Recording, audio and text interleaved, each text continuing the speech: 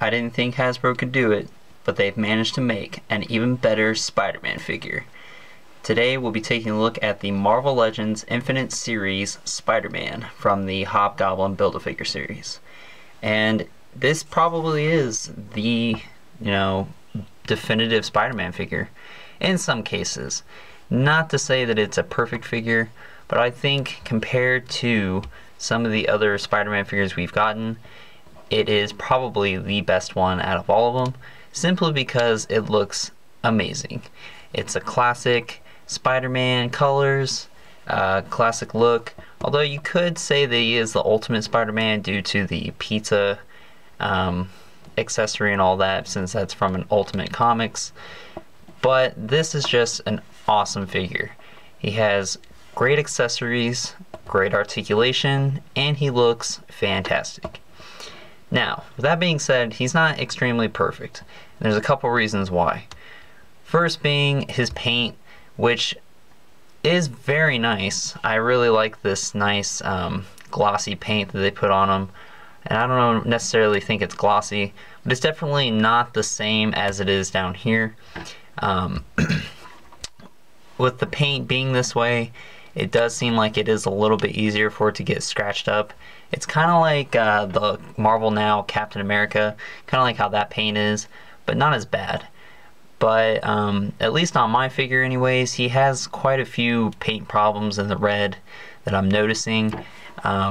Some here on the chest. It's more in the center of his abs here. You can kind of see some black bleeding through the red. Probably needed a couple more coats of red on there. And I'm also noticing now that I don't think the paint is the same on the torso here as it is on the stomach.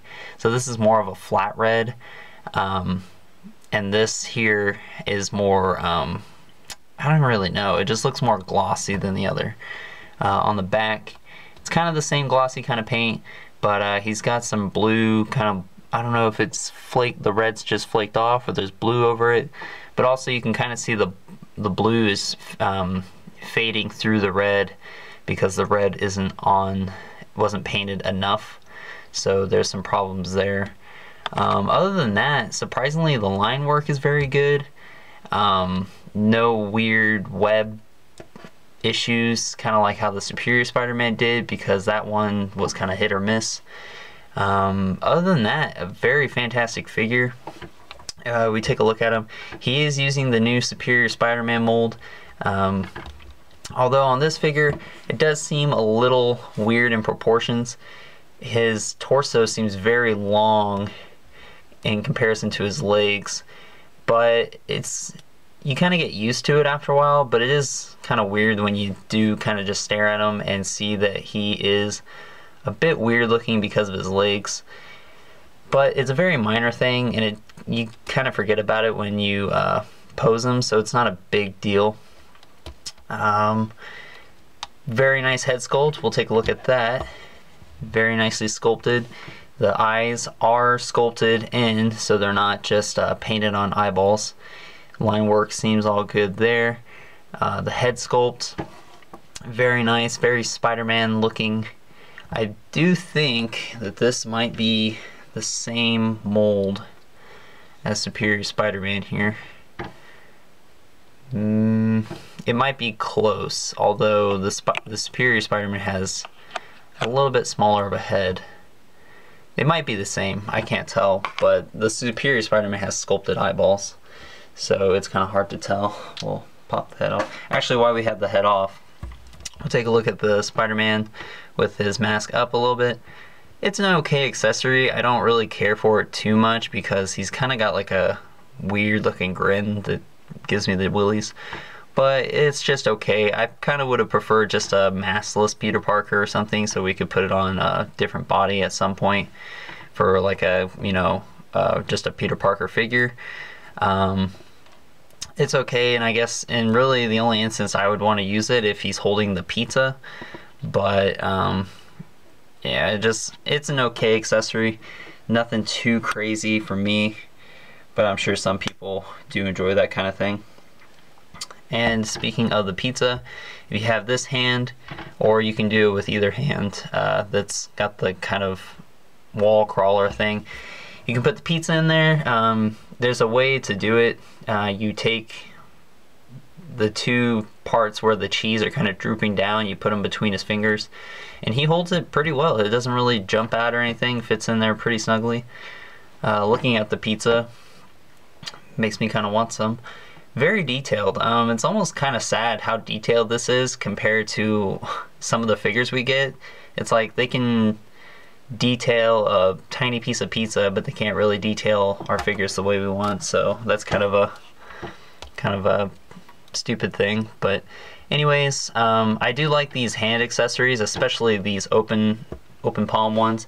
You get him in some really cool poses, and you can make it look like he's actually crawling up the walls, as opposed to how most of the other figures either come with whipping hands or fists, which he comes with 3 different types of hands. He comes with open palms, he comes with 2 pairs of fists, and he comes with 2 sweeping hands. And a lot of people have been saying that the hands do not look like they're too big.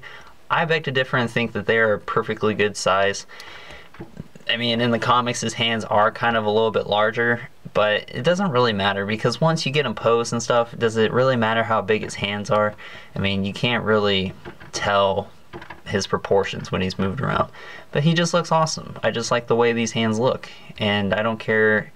They're a little bit big, but nothing too crazy. I think the fists look fine, and if you spread the fist out, this is pretty much how they would look, so nothing too terrible bad there. What else have I not talked about? I mean, the paint's really good, other than some of the red paint on the body, but other than that, very nice. If we take a look at articulation real quick, his head's on a ball peg swivel, so his head can look up very far, look down, left and right. Arms can go in and out 360 degrees. He's got the butterfly joint for extra movement. Bicep swivel, double jointed elbows, hinge in the wrist as well as a swivel. Something I might note is right here is a red peg in the blue, which I know looks ugly, but would you rather it be on the inside, or would you have it rather be blue and have it on the inside, or would you rather the peg be blue and then be on the outside so it looks weird? I know a lot of people complain about this, but really there's nothing you can do unless you can find a paint, just touch it up, which would probably be the easiest thing. So I don't know why people are complaining about that, because otherwise your figure will look like shit. So maybe they could have painted it or something, but you know, it's kind of a simple fix because it's just flat dark blue, so really it's not hard to fix at all. He's got an ab crunch which goes forward and back, not too terribly back. He gets about 1 click going back, but that's pretty good articulation for me. I kind of care more about the ab crunch going forward. He's got a waist swivel. His legs can go forward and back a little bit. They go in and out. Not too far for a Spider-Man figure, which is kind of unfortunate, but if you do some modifications, you could probably fix that pretty easily if you're into customizing. Legs rotate, or they swivel at the upper part of the thigh. Double jointed knees, hinge in the foot, as well as an ankle rocker. So very nice. I really enjoy this figure a lot. I really liked the Superior Spider-Man, and for up until now I thought that the movie Spider-Man was very nice, although I would say this is probably the definitive Spider-Man movie figure. But yeah, I mean, there's some trade-offs too. This one has nice sculpt work, but it does kind of look funky with this butterfly joint here. Too bad they couldn't just use this body mold and do all this, but this is still a great figure. You could still use this as a comic version if you want to.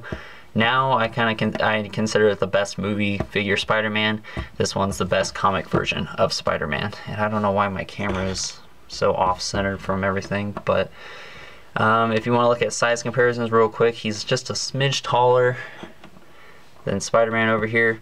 Another problem I seem to have with this guy is him standing. For some reason he has a really hard time standing, so that's a little strange to me, but And then here he is next to Superior Spider-Man. Superior Spider-Man is a little bit shorter, which is kind of strange, but then again, they are using a larger torso than the Superior Spider-Man, so that is why he's a little bit taller. But anyways guys, that's my review. Thanks for watching. Check out more figure reviews coming from this wave and my Odin series wave that I just put out, and I'll talk to you guys later.